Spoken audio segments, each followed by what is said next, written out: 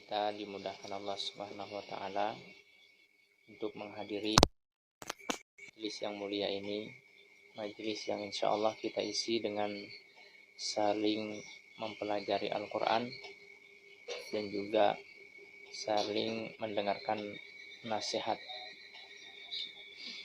Maka inilah yang mesti dilakukan bagi para perindu surga Allah Subhanahu wa taala yang memang dalam kehidupan ini setiap manusia itu terancam untuk merugi, ya, sebagaimana Allah Subhanahu wa taala sinyalirkan di dalam surah Al-Asr, mana Allah Subhanahu wa taala membuka ayat itu atau surah itu dengan bersumpah pada salah satu makhluknya, yaitu waktu. A'udzubillahi minasyaitonirrajim. Bismillahirrahmanirrahim. Wal 'asr. Ya, demi masa, demi waktu. Ketika Allah Subhanahu wa taala bersumpah dengan salah satu makhluknya, maka menunjukkan bahwasanya makhluk ini memiliki keutamaan yang sangat besar, memiliki peran yang sangat penting dalam kehidupan manusia. Waktu itu sendiri adalah saudara kandung umur kita. Waktu senantiasa berjalan, begitupun umur kita. Kalau ada yang mengatakan setiap tahunnya umur saya bertambah, padahal pada hakikatnya umurnya berkurang. Ya. Maka inilah yang kemudian Allah ingatkan kepada hamba-hambanya di ayat yang setelahnya, innal insana lafi khusr. Sungguhnya manusia itu benar-benar dalam kerugian. Kenapa? Karena di awal tadi Allah Subhanahu wa taala sudah mengingatkan ada potensi yang sangat besar untuk manusia itu mengalami kerugian. Baik itu laki-laki ataupun perempuan, yang muda ataupun yang tua. Semua dalam ayat ini secara umum bisa terjatuh ke dalam perkara kerugian tadi. Namun Allah Subhanahu wa taala mengecualikan illal ladzina amanu, kecuali mereka yang beriman. Ya, mereka yang beriman. Jadi semua yang tidak beriman jelas kerugiannya sudah nyata. Ini yang kita yakini dari ayat ini. Kemudian apakah orang beriman tidak rugi? Ternyata masih rugi juga. Tidak cukup dia hanya mengimani Allah itu satu-satunya ilah yang berhak disembah, Allah itu maha pemberi rezeki. Sudah diyakini semua itu perbuatan-perbuatan Allah yang tidak bisa dilakukan oleh seluruh makhluknya. Tapi ketika hanya sampai di situ masih rugi juga. Karena setelahnya illal ladzina amanu wa 'amilus shalihat. Ada kewajiban beramal soleh. Ya. Tauhidnya kepada Allah itu harus dibuktikan dengan amal soleh. Baru kemudian dia tidak rugi. Ya, dia diperintahkan sholat, dia sholat. Diperintahkan mengaji, dia mengaji. Diperintahkan berzakat, dia bayar zakat. Begitulah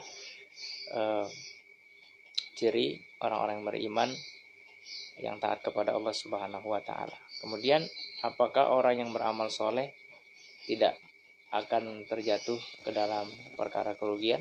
Ternyata masih juga bisa terjatuh ke dalam kerugian. Ya, karena beramal soleh ini ada tantangannya. Ada iblis yang sudah memproklamirkan di hadapan Allah Subhanahu wa taala akan menyesatkan seluruh anak cucu Adam ini. Ya, misinya mengajak mereka masuk ke dalam neraka Allah Subhanahu wa taala. Jadi kalau cuma beramal ini masih ada potensi untuk rugi. Ya, illal ladzina amanu wa 'amilus shalihat wa tawassaw bil haqqi. Orang yang beramal soleh ini tadi harus kemudian melakukan nasihat menasehati. Ya, apa yang kita lakukan ini adalah bentuk mengamalkan itu, nasihat menasehati. Jadi berbangga dan berbahagialah kita kalau ada saudara kita, teman kita yang sering menasehati kita, dibandingkan memiliki teman yang hanya terus mendukung apa saja yang kita lakukan, baik salah ataupun benar, semuanya didukung. Itu sebenarnya bukan teman yang sejati. Teman yang sejati itu kalau kita salah dia ingatkan, kalau kita benar dia terus motivasi kita. Ya.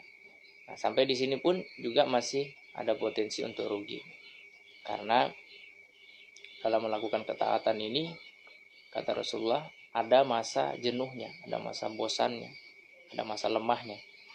Nah, diingatkan dengan ayat yang terakhir, watawasau bis sabar. Maka saling menasihatilah kita agar bersabar di atas kebenaran itu. Nah, ya, ini mukadimah kita pada malam hari ini. Mudah-mudahan sekaligus ya tadabbur ayat ini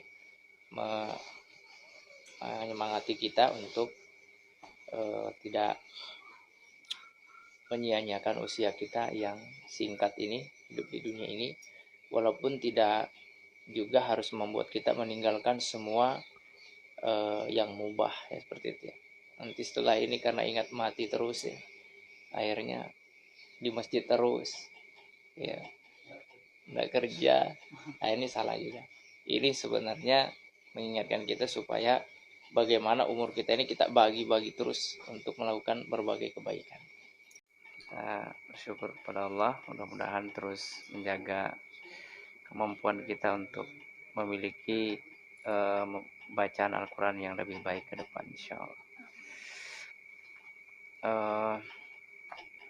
Sebagai penutup, kita sedikit ngambil faedah dari materi yang saya sampaikan sebelumnya tentang keutamaan ilmu dan penuntut ilmu. Kita sudah banyak, paling tidak beberapa dalil tentang keutamaan ilmu. Itu sudah cukup insyaallah memotivasi kita. Tapi hal yang lain perlu kita ketahui adalah bagaimana caranya atau perkara apa saja yang bisa membuat kita mendapatkan ilmu. Ya, di sini disebutkan sarana untuk mendapatkan ilmu itu posisi paling pertama menghadiri majelis ta'lim. Ini yang dilakukan oleh orang-orang soleh terdahulu, langsung datang kepada Rasulullah di dalam majelisnya. Ini cara yang paling bagus untuk menuntut ilmu, karena berguru langsung. Ya. Yang kedua, membaca buku. Nah, kalau yang kedua ini pengembangan, karena di dalam majelis itu biasanya guru hanya memberikan kulit-kulitnya saja, ya, kunci-kuncinya saja. Selebihnya mutolaahnya lebih banyak di kita sendiri dengan membaca buku. Walaupun ini memang menjadi PR besar bagi kita sekarang, karena di tengah-tengah kita sudah ada Android ini yang cukup banyak menyita waktu. Ya, jangankan buku, mungkin ya Quran aja mungkin lebih dominan media sosial yang kita buka daripada Al-Quran. Ini bisa diakui atau tidak, seperti itu sekarang ini. Maka perlu perlahan-lahan kita membiasakan lagi bagaimana budaya baca buku itu bisa kita bangkitkan lagi.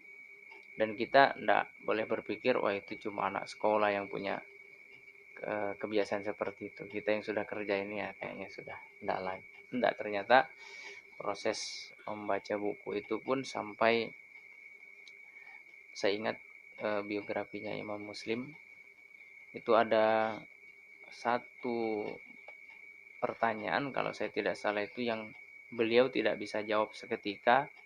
Ini sudah menjelang ajal gitu, pada saat sudah sakit-sakitan beliau dalam kondisi sakit itu langsung cari, ya, berjalan ke perpustakaannya, kemudian mencari, akhirnya beliau ketemu masalah itu ya, dari buku-buku yang ada di tempat beliau.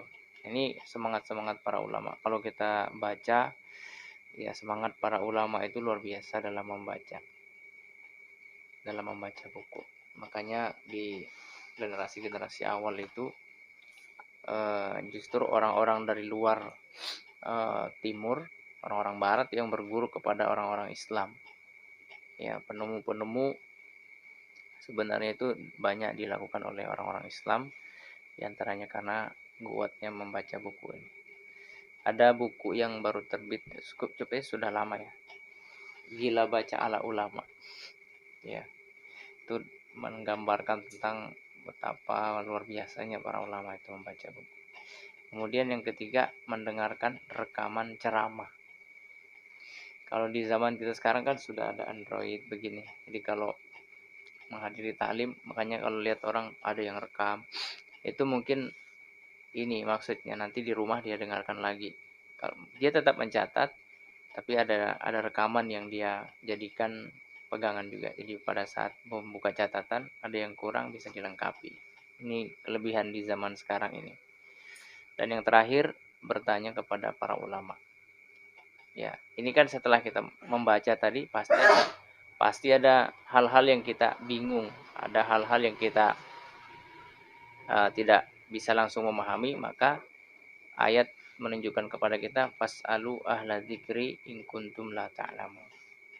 Bertanyalah kepada ahli ilmu jika kalian tidak mengetahui. Ya, jadi seperti itu. Karena kalau kita hanya berpatokan belajar itu kepada buku, kata ya orang hikmah ya, kata-kata bijak, lebih banyak salahnya daripada benarnya. Nah, itu kalau kita hanya mengandalkan buku sebagai guru kita.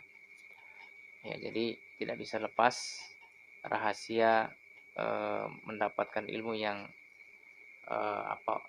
yang benar itu yaitu melalui para ulama, karena para ulama lah pewaris para nabi seperti itu.